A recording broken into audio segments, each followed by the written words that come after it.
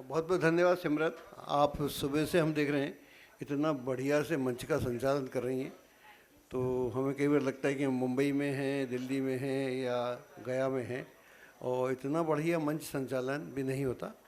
ये आज का जो कार्यक्रम है बहुत ही सुंदर कार्यक्रम हो रहा है गया की पावन धरती पर, और विषय भी बहुत अच्छा है, वास्तु और हेल्थ यानी बीमारियां, ज्योतिष का जो दूसरा रूप है। मेरी समझ से वैसे तो हज़ारों बीमारियां होती हैं, लेकिन अगर मैं बांटना चाहूँ तो सिर्फ दो तरह की बीमारियां होती हैं।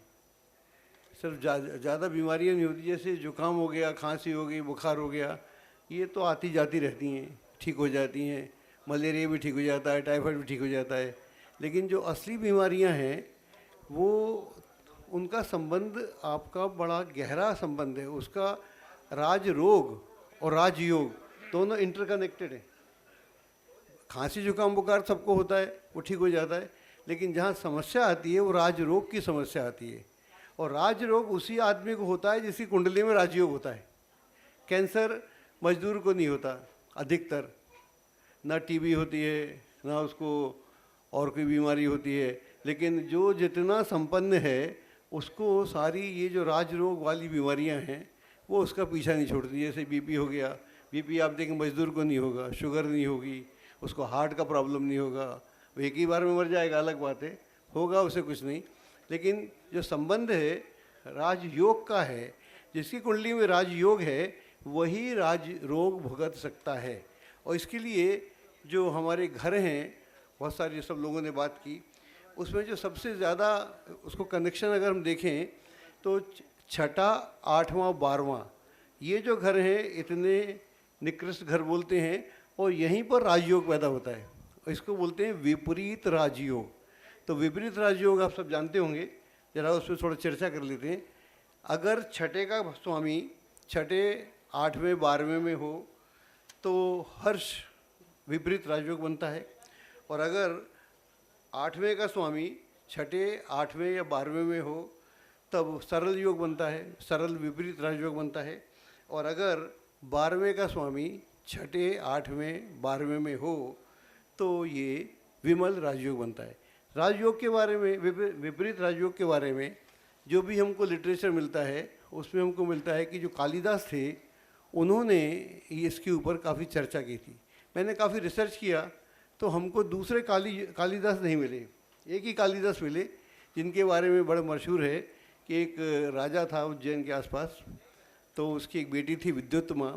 वो चाहती थी कि मुझे कोई बड़ी योग्य थी वो, तो ऐसे नवयुवक से शादी करना चाहती थी जो उससे ज़्यादा इंटेलिजेंट हो, योग्य हो।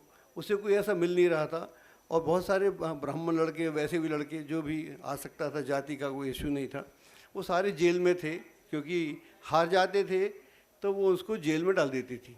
तो एक उन्होंने देखा, वो किसी ब्राह्मण ने, कि एक लड़का है, यंग है, और पेड़ पे बैठा हुआ है, उसी डाल को काट रहा है। उसने बोला तो गिर जाएगा भाई, क्या करता है? उसने कहा कैसे गिर जाऊंगा मैं गिरने का सवाल ही नहीं है कोई मेरा, मैं काट रहा हूँ।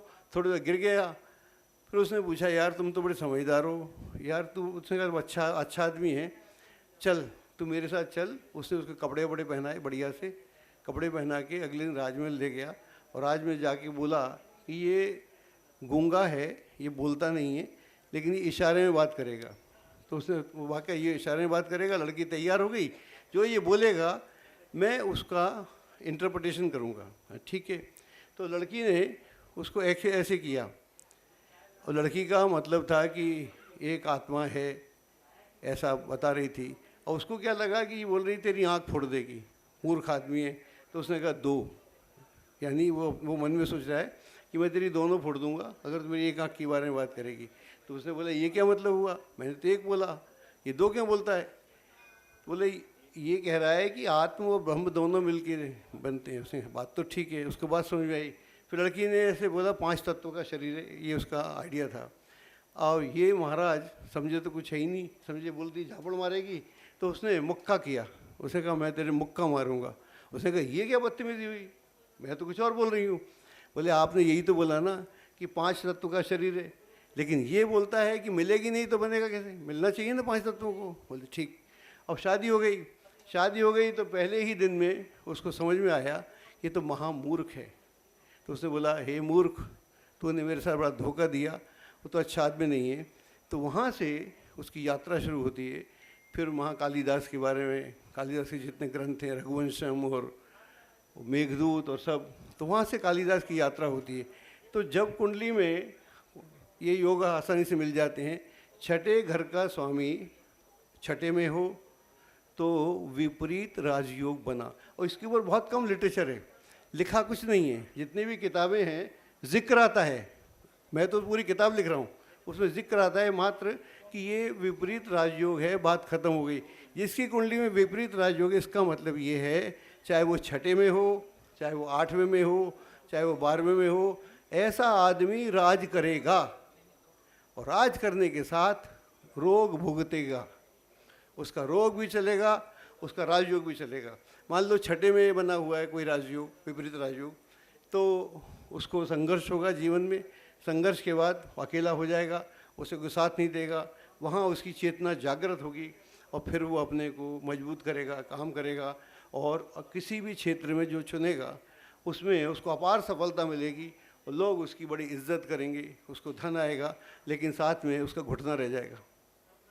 उसे घुटने के अगर शनि से ये राजयोग बन रहा है तो उसको हड्डियों से संबंधित कोई भी रोग उसको हो ही जाएगा। उसकी स्पाइन का प्रॉब्लम हो सकता है, उसकी जोड़ों का प्रॉब्लम हो सकता है, उसे गठिया हो सकता है। तो जितने भी बोन से संबंधित, जॉइंट से संबंधित प्रॉब्लम है, उससे वो सफ़र करेगा और उसको इतना पैसा होगा उसको उसका इलाज करा लेगा। वो इंडिया में भी करा लेगा बेस्ट हॉस्पिटल में, अमेरिका में जाकर करा लेगा। तो राजयोग और राजरोग, इन दोनों का संबंध हमको देखने को मिलता है। अगर मान लीजिए 8वें घर में होगा तो फिर उसको सांस का प्रॉब्लम हो सकता है, प्रोस्टेटाइल्स हो सकता है, और कुछ जो भी उस अंगों से, उस क्षेत्र से जुड़ी समस्या हैं, उनसे उसका संबंध हो सकता है। वहाँ उसकी पत्नी को बीमारी हो सकती है, उसकी पत्नी बीमार हो सकती है, पत्नी बीमार होगी, पत्नी को कैंसर हो सकता है। डिफरेंट तरीके के कैंसर हैं। और जहाँ भी ये विपरीत राजयोग है, इसका मतलब है कि आपको राजरोग होने ही वाला है और दशा में तो होके रहेगा, दशा में सवाल ही नहीं है ना हो। अगर मान लीजिए बहुत बच्चा है, उसकी कुंडली में नहीं हो रहा, उसके बाप को हो जाएगा, उसके दादा को हो जाएगा। ये ऐसे मेरे हज़ारों कुंडलियाँ हैं जिसमें हम देखते हैं कि वहाँ पर राजयोग और राजरोग कैसे घटता है। तो ये योग जितने भी बाकी बीमारियाँ, खांसी जुकाम बुखार, तो अपने आप ही ठीक हो जाते। कहते हैं अगर आपको जुकाम है, गोली खाओ तो 7 दिन, ना खाओ तो 7 दिन, तो दोनों में हफ्ता और 7 दिन लगता है। लेकिन ये जो योग हैं, अगर मान लो 12वें में राजयोग है, वहाँ मंगल इन्वॉल्व है, तो वहाँ पर उसको पुलिस केस भी बनेगा और गड़बड़ भी होगी, बच के आएगा, सारे कोर्ट से बच के आएगा। लेकिन घर में उसके भाइयों से उसको प्रॉब्लम होगी, उसके मित्रों से प्रॉब्लम होगी, उसका धन फंस जाएगा। वो ऐसी समस्याएं होंगी उसको जो बता भी नहीं पाएगा। अब उसको आदमी को देखेंगे तो कहेगा अरे वाह, ये तो इसकी तो बल्ले बल्ले हो रही है, ये तो हर तरह से सुख भोग रहा है, इसको कोई दिक्कत नहीं है। वहाँ पर उसे दिक्कतें रहेंगी। मान लीजिए कोर्ट से प्रॉब्लम होगी तो कोर्ट से डेफिनेटली जीतेगा, लेकिन केस भी चलता रहेगा। ऐसा नहीं है केस नहीं चलेगा, केस चलेगा, अंत में उसे विजय होगी। लेकिन इस बीच में उसे कोर्ट के चक्कर भी लगाने पड़ेंगे, पैसा भी लगाना पड़ेगा, पैसा आएगा भी। तो ये जो राजरोग हैं, वो छोटे मोटे रोगों का तो कोई मतलब नहीं है। ये राजरोग जो हैं, इसका हमको इस तरह से अध्ययन करना चाहिए। उसके लिए एक और बात है, जब इनकी बात हम करते हैं तो हमको देखना पड़ेगा लग्न की स्थिति क्या है। अगर मान लीजिए लग्न स्ट्रांग है तभी विपरीत राजयोग फलेगा, वरना फलेगा भी नहीं। अगर लग्न में ही दम नहीं है तो वो होके भी ना के बराबर हो जाएगा, फिर वो आदमी को इतनी ऊंचाई नहीं देगा जीवन में कि वो बढ़ सके।